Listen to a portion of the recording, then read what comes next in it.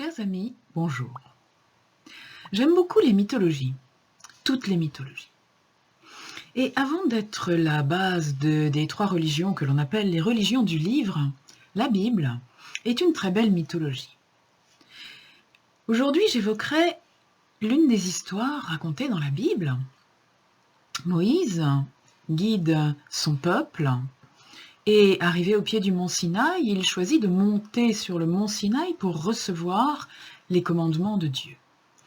Et il monte seul en laissant son peuple au pied du mont. Et cela dure un certain temps, plusieurs jours. Et il se trouve que le premier officier de Moïse, Aaron, n'ayant plus Moïse comme lien, vous savez que religion, ça veut dire relier, et le chef d'une religion, c'est celui qui relie le peuple au Dieu. Eh bien, le peuple n'ayant plus son reliant, Aaron découvre qu'il a besoin d'un Dieu, que son peuple a besoin d'un Dieu à adorer. Alors il récupère tout ce que les femmes possèdent comme bijoux en or, il les fait fondre, et avec tout cet or, il confectionne un veau d'or, un veau en or, une statue. Et cette statue, le veau d'or, devient le nouveau Dieu du peuple d'Israël pendant que Moïse est absent et ne peut plus les relier à son Dieu qu'il est monté rencontrer sur le mont Sinaï. Alors vous connaissez sans doute l'histoire, lorsque Moïse redescend, il est extrêmement contrarié et fâché que l'on ait pu substituer son Dieu unique avec cette espèce de statue en or, et que le peuple se soit décidé à admirer et à aimer et à prier une vulgaire statue qui brille plutôt que le vrai Dieu, d'après Moïse. Donc il décide d'une sanction. Enfin, je vous laisse lire la Bible si elle vous intéresse. Ça n'est pas du tout mon objectif aujourd'hui. Simplement, ce veau d'or, cette espèce de faux Dieu que l'on admire parce qu'il brille et qu'on lui octroie une valeur marchande, j'y ai pensé ce matin en lisant un article qui disait qu'on envisageait, certains pays envisagent une taxe sur la viande pour limiter la consommation de viande dans le monde, puisqu'on sait qu'elle est très polluante. Hier ou avant-hier, je lisais un article disant que le gouvernement français envisageait une taxe sur l'alcool parce que l'alcoolisme fait des ravages et qu'il convenait de limiter l'alcoolisme. Depuis un certain temps, déjà plusieurs années, on met de très fortes taxes sur le tabac pour essayer d'empêcher les gens de fumer parce que le tabac a des conséquences importantes sur la santé. On envisage d'augmenter, et ça a été le point de départ de la crise des Gilets jaunes, on envisage d'augmenter la taxe sur les produits pétroliers de façon à inciter les gens à limiter leur consommation. Bon. Par ailleurs, on met des limitations à beaucoup de choses, on met des limitations de vitesse, et si les gens ne respectent pas la limitation de vitesse, on leur met une amende, c'est-à-dire qu'on leur demande de l'argent, on les punit par l'argent. On met des obligations, des passes sanitaires, des obligations vaccinales, passe sanitaire si vous ne l'avez pas, ou confinement si vous sortez au moment où vous devriez être confiné. Première fois ça passe, deuxième fois c'est une amende. Si vous ne voulez pas le pass sanitaire et que vous allez quand même quelque part où on le demande, vous risquez une amende. Si vous êtes soignant et que vous ne remplissez pas l'obligation vaccinale, eh bien là, ça n'est pas une amende, c'est encore pire. On vous prive de la possibilité d'exercer votre métier, même si les malades vont en pâtir. Quel est le point commun entre tous ces exemples que je vous ai donnés? C'est l'argent. Ce qui m'a vraiment donné envie de partager avec vous, c'est cet affolant constat que Il n'y a plus de bon sens. Ça n'est pas par raison ou par bon sens que les gens vont arrêter de boire, de fumer ou de rouler à 180 à l'heure dans un village. Il n'y a plus de respect de l'autre. On ne respecte pas les consignes sanitaires, les consignes de ne pas faire de bruit, les codes de la route, etc. Par respect pour les autres, pour autrui, pour les gens, mais parce qu'on a peur des amendes. Donc plus de bon sens, plus de respect, plus de morale, plus de moralité. Tout est remplacé par l'argent. Ça, c'est frappant pour moi.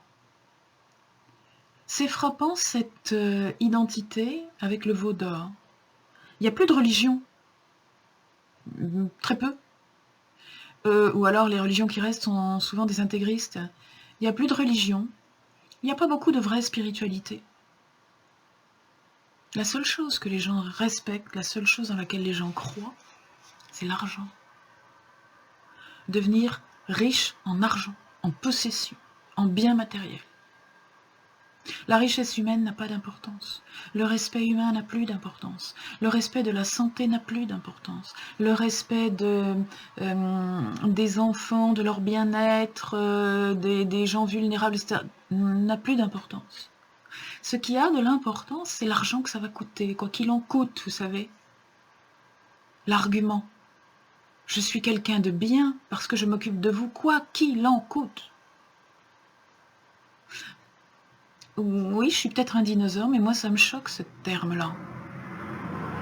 Ça n'est pas en tant que gouvernement, en tant que chef d'État, etc. Les dirigeants des différents pays du monde s'occupent des populations pour préserver leur bien-être. On s'occupe des populations pour préserver leur capacité à être efficace, leur force de travail. Je parle un peu comme Marx, là, j'en ai conscience. L'être humain est considéré comme une valeur marchande. Et en tout cas comme quelqu'un qui permet une valeur ajoutée aux choses. Donc, il faut le sauver. Ça n'est pas nouveau, ça, comme démarche. Lorsque les Espagnols sont allés, avec Christophe Colomb, à la découverte de ce qu'ils croyaient être les Indes et qui s'est avéré être les Amériques, qu'ils ont découvert dans un premier temps les Antilles, ils sont arrivés, ils sont tombés sur des populations indigènes, des Amérindiens locaux, et dans les Antilles, qui étaient peuplées d'Amérindiens, et ils ont découvert que ces gens étaient capables de plonger très longtemps, beaucoup plus longtemps que les Européens, pour aller chercher des perles. Et ils les ont fait plonger, jusqu'à ce que mort s'en suive.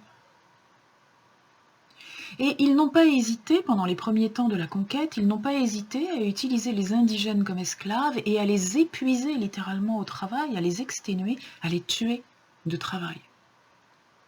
Et cela n'a commencé à ralentir que lorsqu'ils se sont rendus compte que pour remplacer ces indigènes, pour remplacer la force de travail de ces indigènes, comme eux ne souhaitaient pas le faire, ou étaient incapables de le faire, il fallait importer de la main-d'œuvre africaine. C'est donc comme cela qu'on a commencé à importer des esclaves africains sur le continent américain. Et ces esclaves africains, il fallait les acheter. Ils avaient un coût.